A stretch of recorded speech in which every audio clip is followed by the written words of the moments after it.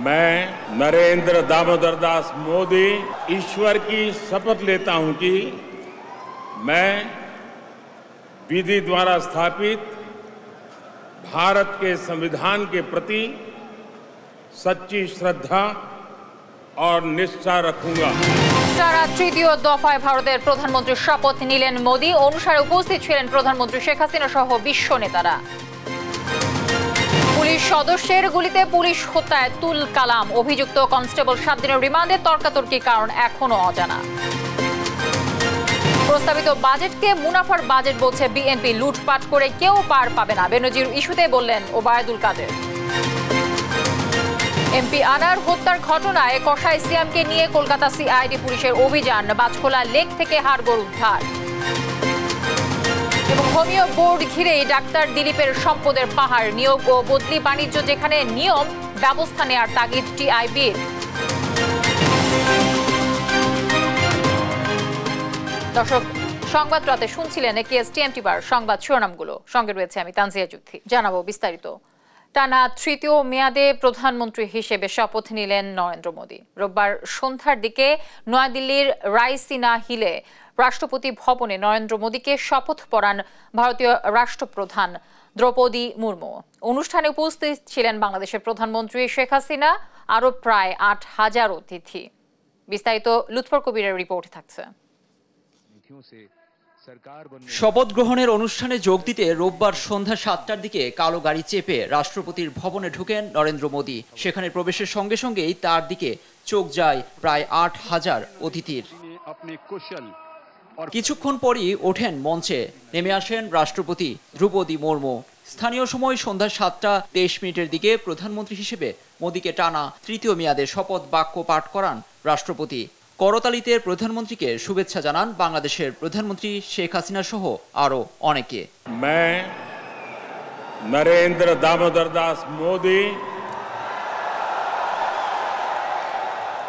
ईश्वर की शपथ लेता हूं कि मैं विधि द्वारा स्थापित भारत के संविधान के प्रति सच्ची श्रद्धा और निष्ठा रखूंगा। मैं भारत की प्रभुता और अखंडता अक्षुण्ण रखूंगा।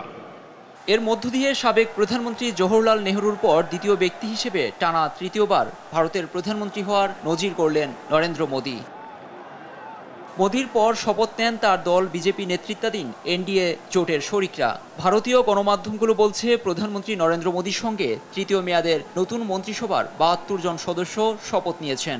এর মধ্যে 30 জন ক্যাবিনেট মন্ত্রী, 5 জন স্বতন্ত্র দায়িত্বপ্রাপ্ত এবং 36 জন প্রতিমন্ত্রী। শপথ অনুষ্ঠানকে কেন্দ্র করে রাজধানী নয়াদিল্লিতে নিরাপত্তা ব্যবস্থা জোরদার করা হয়েছে। রবি ও সোমবার এই 2 দিন রাষ্ট্রপতি ভবনের আশপাশে ঘোষণা করা হয়েছে নো ফ্লাই জোন। মোতায়েন করা হয়েছে কয়েক স্তরের নিরাপত্তা ব্যবস্থা। এবারের লোকসভা নির্বাচনে 292টি আসনে জয় পেয়েছে বিজেপির নেতৃত্বাধীন এনডিএ জোট। বিরোধী জোট ইন্ডিয়া পেয়েছে 233টি আসন। সংখ্যাগরিষ্ঠতা পেয়ে এনডিএ সরকার গড়লেও একক সংখ্যাগরিষ্ঠতা পায়নি বিজেপি। লুৎফর কবির, নিউজ ডেস্ক, দেশ টিভি। ভারতের নির্বাচনে তৃতীয়বার জয় পেয়ে হ্যাটট্রিক করলেন নরেন্দ্র মোদি। একজন চা বিক্রেতা থেকে ভারতের প্রধানমন্ত্রীর এ যাত্রা যেন হার মানায় রূপকথাকেও। বিশ্ব রাজনৈতিক অঙ্গনে নিজেই নিজেকে নিয়ে গেছেন অনন্য উচ্চতায়। আফরিন মোয়ের রিপোর্টে আমরা বিস্তারিত জানব। चुनाव उन ताकतों को परास्त करने के लिए है जो भारत को कमजोर करना चाहती है। ভারতের প্রধানমন্ত্রী নরেন্দ্র মোদি দেশটির রাজনীতিতে অন্যতম আলোচিত ব্যক্তি, যিনি টানা তৃতীয়বার বসতে যাচ্ছেন ক্ষমতায়। চা বিক্রেতা থেকে ভারতের প্রধানমন্ত্রী, তার যাত্রা হার মানায় রূপকথাকেও। শক্তিশালী নেতৃত্ব এবং আত্মবিশ্বাস তাকে বিশ্বের শক্তিধর নেতাদের কাতারে নিয়ে গেছে। বিশ্বের সবচেয়ে জনবহুল দেশের সরকার প্রধান মোদি এখন পশ্চিমা বিশ্বের কাছে কাঙ্ক্ষিত ব্যক্তিত্ব। নরেন্দ্র মোদি জি কা দুনিয়া কে সবসে মজবুত নেতা কা हार्दिक स्वागत है। গুজরাটের মেহসানা জেলায় 1950 সালের 17 সেপ্টেম্বর জন্ম নেয়া মোদি 6 ভাই বোনের মধ্যে তৃতীয়। ছোটবেলা থেকেই দারিদ্র্যের সঙ্গে লড়াইয়ে ভাদনগর রেল স্টেশনে বাবার দোকানে চা বিক্রি করেছেন, পাশাপাশি চালিয়ে গেছেন পড়াশোনাও। গুজরাট ইউনিভার্সিটি থেকে রাষ্ট্রবিজ্ঞানে MA করেন তিনি। 1970 সালে নাম লেখান বিজেপির রাষ্ট্রীয় স্বয়ংসেবক সংঘ RSS-এ। এর মধ্য দিয়ে শুরু হয় তার রাজনৈতিক ক্যারিয়ার। 1980 সালে বিজেপি গুজরাটে যোগ দেওয়ার আগে RSS-এ প্রশিক্ষিত প্রচারক হিসেবে বহু বছর কাজ করেন। 2001 সালে ভূমিকম্পে গুজরাটে 20,000 মানুষের প্রাণহানির ঘটনায় ক্ষমতা ছাড়েন পূর্বসূরিরা। এ সময় গুজরাটের মুখ্যমন্ত্রী হিসেবে দায়িত্ব নেন মোদি। এর 1 বছরের মাথায় গুজরাটে হিন্দু মুসলিম দাঙ্গায় আঙুল উঠে মোদির দিকেই। ভারত জুড়ে তার পদত্যাগের দাবি উঠলে সরে দাঁড়ান তিনি। এরপর 2002 থেকে 14 পর্যন্ত মুখ্যমন্ত্রী হিসেবে ক্ষমতায় ছিলেন মোদি। 2014 সালের মে মাসে বিপুল ভোটে ভারতের 16তম প্রধানমন্ত্রীর দায়িত্ব গ্রহণ করেন তিনি। এরপর থেকে দেশটির ভার তার কাঁধেই। 18তম লোকসভা নির্বাচনে জয় পেয়ে হ্যাট্রিক করা এ রাষ্ট্রপ্রধান বিশ্ব রাজনীতিতে ভারতের উত্থানের কারিগর। আঞ্চলিক নিরাপত্তা ইস্যুতেও মোদির ভূমিকা পেয়েছে ব্যাপক সাফল্য। তবে রাজনীতির একদম শীর্ষে মোদির আরোহণ বিস্মিত করে অনেককে। গুজরাট দাঙ্গার কারণে মোদি প্রধানমন্ত্রী হতে পারবেন না, সমালোচকদের এমন মন্তব্যের দাঁত ভাঙা জবাবও দিয়েছেন ভারতের এই রাষ্ট্রনায়ক। ওই দাঙ্গার পর নরেন্দ্র মোদিকে আন্তর্জাতিক সম্প্রদায় বর্জন করে, ভিসা বন্ধ করে দেয় মার্কিন প্রশাসন, সম্পর্ক ছিন্ন করে ব্রিটেনও। তবে সময় গড়ানোর সঙ্গে সঙ্গে বদলেছে সেই পরিস্থিতি। বিশ্লেষকরা বলছেন, কেন্দ্রীয় ক্ষমতায় আসার পর থেকে ভাগ্য সহায় থেকেছে মোদির। দেশের অবকাঠামো উন্নয়ন, স্বচ্ছ ও আধুনিক ভারত গড়তে তার উল্লেখযোগ্য পদক্ষেপ, সেই সঙ্গে দেশের পররাষ্ট্র নীতিকেও করেছেন আরও শক্তিশালী। বিশেষ করে জাপান, অস্ট্রেলিয়া, ইসরায়েল, যুক্তরাষ্ট্র ও যুক্তরাজ্যের সঙ্গে সম্পর্ক আরও মজবুত করে বিশ্ব রাজনীতিতে দাপিয়ে বেড়াচ্ছেন মোদি। আফরিন মৌ, নিউজ ডেস্ক, দেশ টিভি। এবার অন্যান্য প্রসঙ্গ। রাজধানীর বাড়িধারা কূটনীতিক পাড়ায় ফিলিস্তিন দূতাবাসের পুলিশ বক্সের সামনে কনস্টেবল মনিরুল হককে গুলি করে হত্যা করেছেন আরেক কনস্টেবল কাউসার আহমেদ। কেন এই হত্যাকাণ্ড, এর কুল কিনারা এখনো করতে পারেনি পুলিশ। তবে ব্যক্তিগত ক্ষোভ থেকে এই হত্যাকাণ্ড বলে ধারণা করছে তারা। ঘটনার রহস্য উন্মোচনে এজন্য অভিযুক্ত কাউসার আহমেদকে জিজ্ঞাসাবাদের জন্য 7 দিনের রিমান্ডে পাঠিয়েছেন আদালত। বিস্তারিত জানাচ্ছেন আমাদের সহকর্মী শাহাদাত নিশাত। শনিবার রাত 11:39 বারিধারা ডিপ্লোম্যাটিক জোনের ফিলিস্তিন দূতাবাসের পাশের চেকপোস্টে পুলিশের কনস্টেবল মনিরুল হক 11:40 দিকে চেকপোস্টের জানালার কাছে যান। সিসিটিভি ফুটেজে দেখা যায় তার সঙ্গে কথাবার্তা হচ্ছে আরেক কনস্টেবল কাউসার আহমেদের সঙ্গে। কিছু বোঝে ওঠার আগে ডিউটি কক্ষের ভেতর থেকে মনিরুলকে লক্ষ্য করে গুলি করেন কনস্টেবল কাউসার। সঙ্গে সঙ্গে রাস্তায় পড়ে যান মনিরুল। এরপর এলোপাতাড়ি বেশ কয়েক রাউন্ড গুলি ছোড়েন কনস্টেবল কাউসার। এ ঘটনায় থমকে যায় পুরো এলাকা। তাৎক্ষণিকভাবে ঘটনাস্থলে উপস্থিত হন পুলিশ মহাপরিদর্শক চৌধুরী আব্দুল্লাল মামুন। এক পর্যায়ে গ্রেপ্তারও করা হয় কনস্টেবল কাউসারকে। নিহতের ঘটনায় গুলশান থানায় মামলা করেন মনিরুলের ভাই। ডিএমপির অতিরিক্ত কমিশনার জানান, প্রাথমিকভাবে মনে হয়েছে কোনো বিষয় নিয়ে পুলিশ কনস্টেবল মনিরুল হকের সঙ্গে কাউসার আহমেদের তর্কাতর্কি হয়। এরপর এক পর্যায়ে মনিরুলকে গুলির ঘটনা ঘটে। এ বিষয়ে অভিযুক্ত কনস্টেবলকে জিজ্ঞাসাবাদ করা হবে। প্রাথমিকভাবে মনে হয়েছে এটা সাময়িক উত্তেজনার কারণে হয়তো এটি ঘটেছে, এর বাইরে আর খুব বেশি না। তার কারণ সে স্বাভাবিকভাবেই ডিউটি করত এবং ডিউটি করছিল, এবং ডিউটির যে স্ট্যান্ডার্ড সেটিও সে যথাযথভাবে মেনটেন করত। কাজে এটা তাৎক্ষণিক কোনো একটা প্রতিক্রিয়া হিসেবে এই ঘটনাটি ঘটতে পারে, যেটি আমাদের কাছে মনে হয়েছে। যদিও এটি খুব সুনিশ্চিত করে বলার জন্য আমাদের আরও কিছু একটু তদন্ত করে দেখতে হবে। দুই কনস্টেবলের মাঝে প্রাথমিকভাবে বিরোধের কোনো বিষয় পাওয়া যায়নি বলেও জানান পুলিশের কর্মকর্তা। প্রত্যেকটা জায়গায় আমাদের পোস্টে খাতা আছে। আমাদের এটা হলো জিডি বুক, এটা হলো ডিউটিতে কখন আসলো কখন গেল সেগুলো লেখা আছে। আমরা এগুলো চেক করে দেখেছি, এবং ওদিনও 11:05 কিন্তু একজন আবার তাদেরকে সুপারভাইজ করে আসছে। সে ইন্সপেকশন করে আবার সে নোট দিয়ে আসছে। কাজে ওই ধরনের কোনো সমস্যা ছিল না। আর যে বইটি দেখেছেন ওই জাতীয় বই আমাদের সব জায়গায় আছে। কেন ডিউটি চেঞ্জের ব্যাপারে, তারপরে ইন্সপেকশনের ব্যাপারে যখন সিনিয়র অফিসাররা আসে তখন তারা এই জায়গাগুলোতে নোট দেন, এবং এটা দাপ্তরিক রেজিস্টার, এটা আর কিছুই নয়। এ ঘটনা জিজ্ঞাসাবাদের জন্য গ্রেপ্তার কনস্টেবল কাউসারকে সোমবার বিকেলে 7 দিনের রিমান্ডে পাঠিয়েছেন আদালত। বারিধারা ডিপ্লোম্যাটিক জোনের মতো গুরুত্বপূর্ণ এলাকায় এমন ঘটনা নিরাপত্তাহীনতা সৃষ্টি করে বলে মনে করছেন সাধারণ মানুষ। তাকে মার্ডার করার পর দিয়ে সে তার মাথার ভিতরে মনে হয় কোনো সমস্যা আছে। সে দেখি বারবার ভিতরে যাইতেছে, রুমের ভিতরে যাইতেছে, বারবার পিস্তল নিয়ে আসতেছে। এটা তো একটা ডিপ্লোম্যাটিক জোন, তো এখানে একটা বিআইপি একটা সিকিউর, তো ওইখানে এরকম ঘটনা তো আগে পরে কখনো শুনি না, এই ফার্স্ট টাইম। তো এটা তো প্রশাসন দেখ। এই ঘটনার পর কূটনীতিক পাড়ায় বাড়ানো হয়েছে নিরাপত্তা ব্যবস্থা। শাহাদাত নিশাদ, দেশ টিভি, ঢাকা। আওয়ামী লীগ ক্ষমতায় টিকে থাকতে দেশ বিক্রি করে দিচ্ছে বলে মন্তব্য করেন বিএনপির মহাসচিব মির্জা ফখরুল ইসলাম আলমগীর। দুপুরে জাতীয় প্রেস ক্লাবে প্রেসিডেন্ট জিয়াউর রহমানের 43তম শাহাদাত বার্ষিকী উপলক্ষে university teachers association of Bangladesh এর আলোচনা সভায় প্রধান অতিথির বক্তব্যে এই মন্তব্য করেন তিনি। অভিযোগ করেন দেশের অর্থনীতিকে ধ্বংস করে পরনির্ভরশীল করে দিচ্ছে ক্ষমতাসীন সরকার।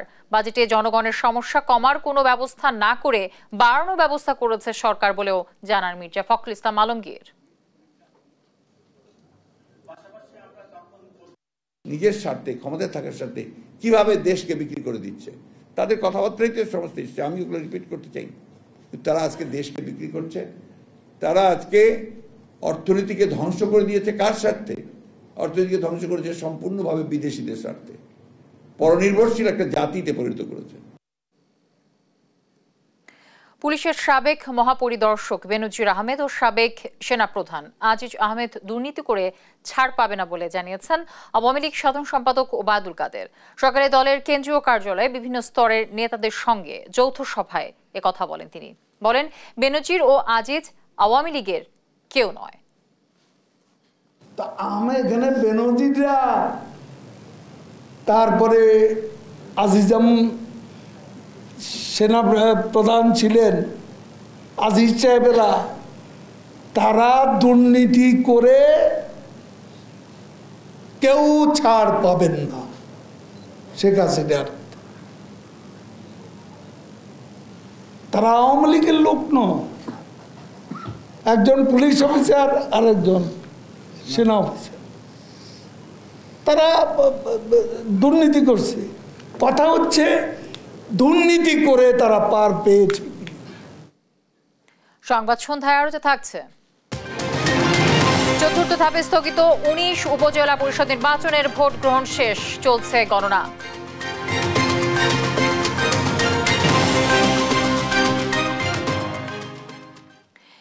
এদিকে সাবেক আইজিপি বেনজিরের স্ত্রী কন্যারাও দুদকের তলবে নির্ধারিত সময়ে হাজির না হয়ে আইনজীবীর মাধ্যমে সময় চেয়ে আবেদন করেছেন। নির্ধারিত সময়ে হাজির না হওয়ায় আগামী 24 জুন তাদের পুনরায় তলব করেছে দুর্নীতি দমন কমিশন দুদক। মাজহারুল ইসলাম জানাচ্ছেন বিস্তারিত। একসময়ের প্রতাপশালী কর্মকর্তা বেনজির এখন নেতিবাচক খবরের শিরোনাম। একটা সময় সাবেক আইজিপির ক্ষমতার দাপটে ভীত সন্ত্রস্ত থাকত অন্যরা, সেখানে অবৈধ সম্পত্তি অর্জনের দায়ে তিনি এখন দুদকের জালে। দুদক বলছে, অনুসন্ধানের অংশ হিসাবে বেনজির এবং তার স্ত্রী সন্তানদের সংস্থাটিতে তলব করা হলেও কেউই নির্ধারিত সময়ে হাজির হননি। সময় চেয়ে আইনজীবীর মাধ্যমে আবেদন করেছেন তারা। নির্ধারিত সময়ে হাজির না হওয়ায় আগামী 23 ও 24 জুন পুনরায় তাদেরকে তলব করেছে সংস্থাটি। সময় বৃদ্ধিকে অনুসন্ধান কার্যক্রমের অংশ বলছেন দুদক সচিব। অনেক সময় যখন কোনো ব্যক্তি উপস্থিত না হন, এটি কিন্তু পরবর্তী একটি তারিখ নির্ধারণ করে দেওয়া হয়। সব কেসের মতো এই কেসও তাই করা হয়েছে। এদিকে সময় চেয়ে আবেদনের কথা জানেন না খোদ কমিশনাররা। বেনজিরের সম্পত্তি অনুসন্ধানের কাজ নিয়ে গণমাধ্যম কর্মীদের এড়িয়ে চলছেন দুদক কর্তৃপক্ষ।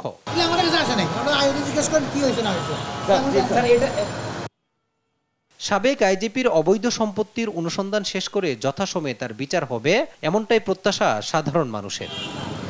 মাজহারুল ইসলাম, দেশ টিভি, ঢাকা। এমপি আনোয়ারুল আজিম আনার হত্যাকাণ্ডের অন্যতম সন্দেহভাজন সিয়াম হোসেনকে সঙ্গে নিয়ে কলকাতার খাল থেকে হাড়গোড় উদ্ধার করেছে পুলিশ। তবে ওই হাড়গোড় এমপি আনারের কিনা তা এখনো নিশ্চিত হওয়া যায়নি। আরো জানাচ্ছেন মাহমুদ হাসান। ঝিনাইদহ 4 আসনের সংসদ সদস্য আনোয়ারুল আজিম আনার কলকাতায় নৃশংসভাবে খুন হন গেল মাসে। এই হত্যাকাণ্ডের পর তার মরদেহ উদ্ধারে নড়ে চড়ে বসে দুই দেশের আইনশৃঙ্খলা বাহিনী। দফায় দফায় চলে অনুসন্ধান। দুই দেশের গোয়েন্দা বাহিনী মিলে চালায় যৌথ তল্লাশি। প্রথম দফায় গেল ২৮ মে কলকাতার নিউ টাউনের সঞ্জীভা গার্ডেন ফ্ল্যাটের সেপটিক ট্যাঙ্ক থেকে দেহাবশেষ খুঁজে পায় গোয়েন্দা পুলিশ। এরপর নেপাল থেকে গ্রেপ্তার করা হয় হত্যাকাণ্ডের অন্যতম আসামি সিয়ামকে। তাকে ভারতে আনার পর রোববার দেহাংশ উদ্ধার অভিযান চালানো হয়। কলকাতা পুলিশের সিআইডির নেতৃত্বে তল্লাশি চালানো হয় ভাঙড়ের সাতুলিয়া এলাকায় বাগজোলা খালে। এ অভিযানে উদ্ধার করা হয় বেশ কিছু হাড়। সিয়ামের দাবি এগুলো এমপি আনারেরই দেহের হাড়। তবে কলকাতা পুলিশ জানিয়েছে ফরেনসিক পরীক্ষা করার পরই নিশ্চিত করা হবে এ হাড় এমপি আনারের কিনা। আনার হত্যাকাণ্ডের উদ্দেশ্যে অপহরণের মামলায় ঝিনাইদহ থেকে আওয়ামী লীগ নেতা কাজী কামাল আহমেদ বাবুকে গ্রেপ্তার করেছে পুলিশ। ঢাকার আদালতে তার বিরুদ্ধে রিমান্ড আবেদন করা হলে ৭ দিনের রিমান্ড মঞ্জুর করেন বিচারক। গেল ১২ মে চিকিৎসার উদ্দেশ্যে কলকাতা যান এমপি আনার। ১৪ মে থেকে নিখোঁজ হন তিনি। এর কয়েকদিন পর আইনশৃঙ্খলা বাহিনী জানায় কলকাতায় তাকে হত্যা করা হয়েছে। মাহমুদ হাসান, দেশ টিভি, ঢাকা। সংবাদ সন্ধ্যায় আরো থাকছে। টি-20 বিশ্বকাপে টস হেরে পাকিস্তানের বিপক্ষে ব্যাট করছে ভারত।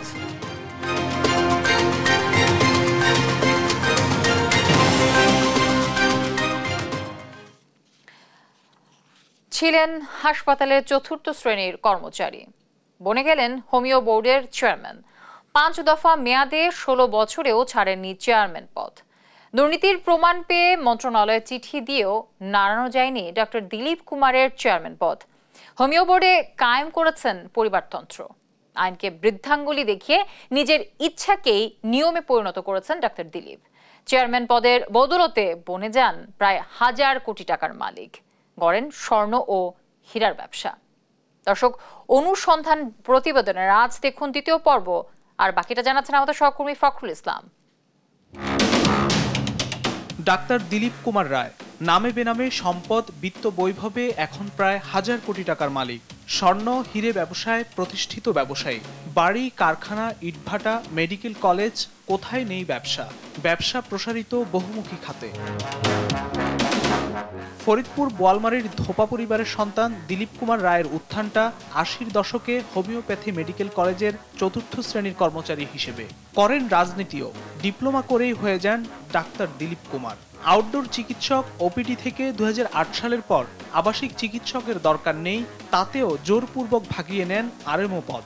ছাপোষা চিকিৎসক থেকে প্রভাবের ১৬ কলা পূর্ণ করে এক লাফে বসেন হোমিও বোর্ডের চেয়ারম্যান পদে। তিনি তার পদ পদবি এবং রাজনৈতিক পরিচয় দিয়ে তিনি হোমিওপ্যাথিক বোর্ডের চেয়ারম্যান হয়েছেন। তার এই ৩০টা কলেজের অনুমোদনের সময় একটা অবৈধ অর্থ উপার্জন, যে এতজন লোক লাগবে, সে এর চেয়েও বেশি লোক নিয়োগ দিয়ে ওদের থেকে একটা অবৈধ অর্থ তিনি নিয়েছেন বলে আমরা জেনেছি।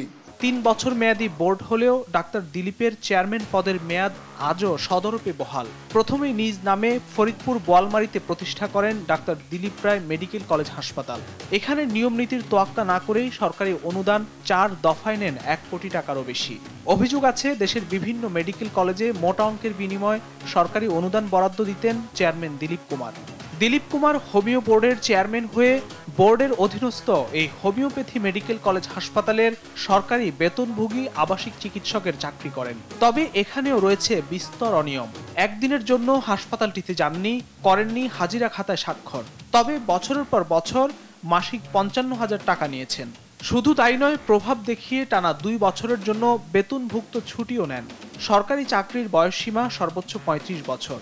এই নিয়ম মেনে হোমিওপ্যাথি বোর্ডে প্রধান পরীক্ষা নিয়ন্ত্রক পদে নিয়োগের বিজ্ঞাপনও দেয়া হয়।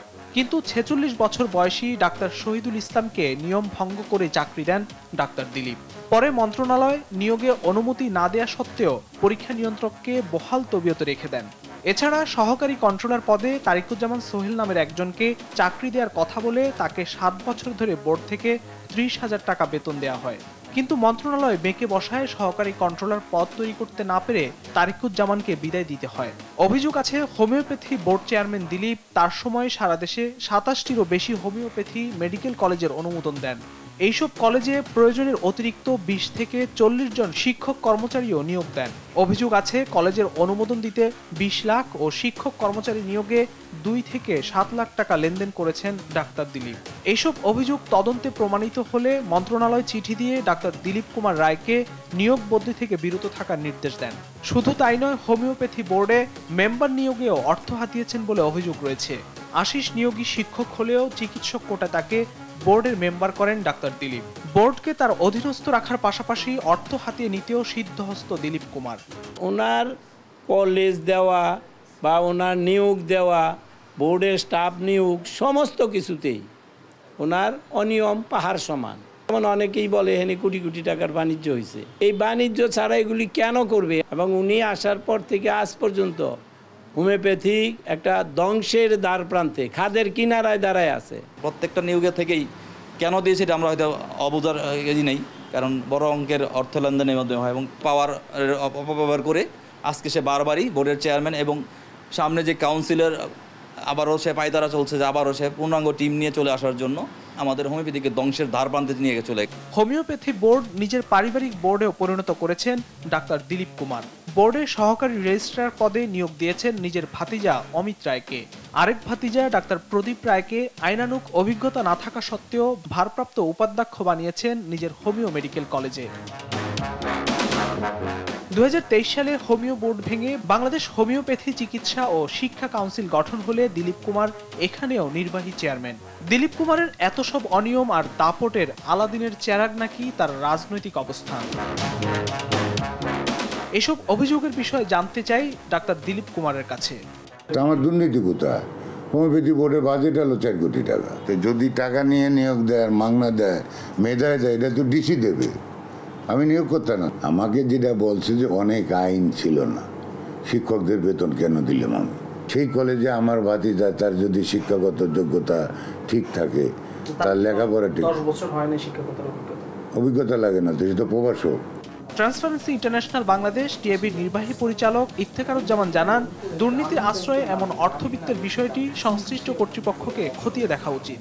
এই ধরনের উত্থানটা ঘটেছে, বিশেষ করে রাজনৈতিক প্রভাব, দলীয় রাজনৈতিক প্রভাব এখানে একটা মুখ্য ভূমিকা পালন করেছে। পুরো প্রাতিষ্ঠানিক প্রক্রিয়াকে এক ধরনের জিম্মি করে এই ঘটনাগুলো ঘটেছে। এবং এই ক্ষেত্রে যেহেতু রাজনৈতিক দলীয় রাজনৈতিক প্রভাবের একটা সুনির্দিষ্ট তথ্য আছে, সেই কারণেই দুদক এটা এভাবে বিষয়টি নিয়ে যথাযথ প্রক্রিয়া অনুসরণ করতে ব্যর্থ হয়েছে কিনা, ঘাটতি সৃষ্টি করেছে কিনা, সেটাও কিন্তু দুদকেরও এই প্রশ্নের জবাব দেওয়ার জন্য দায়বদ্ধ বলে আমরা মনে করি। একই সঙ্গে রাজনৈতিক পরিচয়ে কোনো দুর্নীতি হলে সেই বিষয়টিও নজরে আনার তাগিদ দেন ডক্টর ইফতেখারুজ্জামান। ফখরুল ইসলাম, দেশ টিভি, ঢাকা।